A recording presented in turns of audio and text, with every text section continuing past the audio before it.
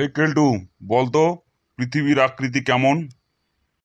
Sir, পৃথিবীর আকৃতি গোল। হ্যাঁ, উত্তরটা ঠিক হয়েছে, তবে তুই বল, তুই কি করে জানলি পৃথিবী গোল? স্যার, পৃথিবীর আকৃতি কি আপনি বহুবার লিখতে দিছেন।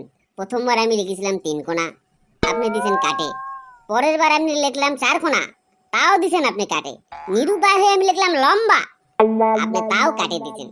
দিয়ে প্রত্যেকবারই ঘাচাং ঘাচাং করে কাটে পাশে একটা গোল গোল গোল গোল করে দিতেন। তখনই আমি বুঝে গেছি স্যার, পৃথিবীর আকৃতি হবে গোল। গাধা, তুই তো গাধা আগেও ছিলিস, এখনো গাধাই আছিস। থাক, তোকে আর বলতে হবে না। এবার চেলটু বল, ধরে নে তোদের স্কুলের পিছনে একটা নদী আছে, আর সেই নদীর মধ্যে তোর ওই ক্লাসমেট টুম্পা জলের মধ্যে ডুবে যাচ্ছে আর বলছে বাঁচাও বাঁচাও বাঁচাও। তুই তখন কি করবি? স্যার, আমি তখন দৌড়ে স্কুলের মধ্যে আসবো আর সবাইকে বলবো কালকে স্কুল ছুটি, কালকে স্কুল ছুটি। অনেক হারামি ছেলে দেখেছি, কিন্তু তোর মতন হারামি ছেলে আমি দেখিনি।